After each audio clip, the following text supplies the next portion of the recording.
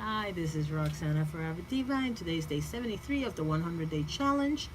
Today is Dementia Wednesday, and I have an interesting lesson that I've learned, especially this week. As you all may know, if you've watched some of the previous videos, my family member just came home after about a month and a half of being in the hospital and rehab care. And one of the things, this disease is very interesting. There's a lot of things. First of all, this disease is 100% lethal. And what I mean by that is you get it, you are going to forget how to do things, your body's going to forget how to do things. And eventually, it is what it is. The person with dementia is going to die because their body's going to stop responding. What nobody bothered to tell me is that these people have a great capacity of learning even in that state. And oddly enough, some of the things they will remember. And the reason why I tell you this is because back in February 17th, my family member ended up in the hospital. And after 5 days, they gave me the option of either bringing her home or sending her to rehab. And they didn't explain rehab very well. So I went ahead and I brought her home. And 5 days is the equivalent of 5 weeks of backtracking for a person with dementia. So what ended up happening is she couldn't even walk. And I got her to a certain level, but it wasn't enough. So fast forward to March 29th, she ends up in the hospital.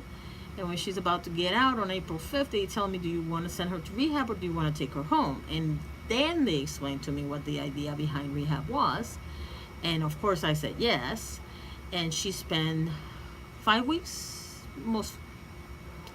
from the 5th of April until Monday, which was the 16th of May.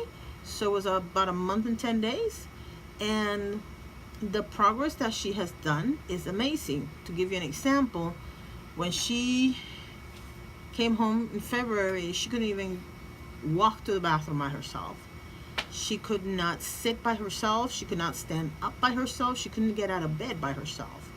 Right now we're in a situation where we did change her bed. She now has one of those hospital beds that goes up and down, and it's electronic, so we can move the top and the bottom separately and make it lower so she can get to the floor easier and whatnot.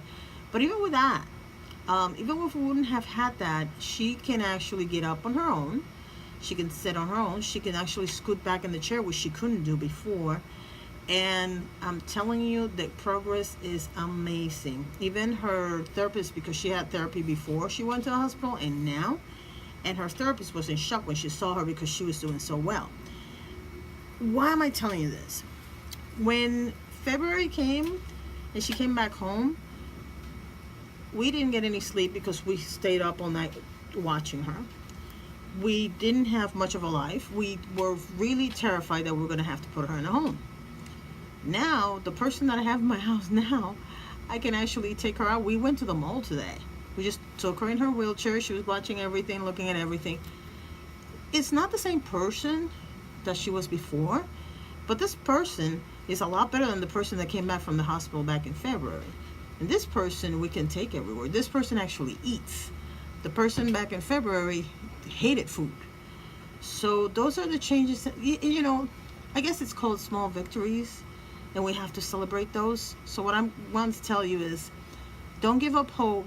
Even if you have to put your family member in a home, don't give up hope that you will see those little rays of sunshine. And that's all I have to tell you today. And again, my name is Roxana for Diva. Today is day 73 of the 100-day challenge. Thank you very much for watching.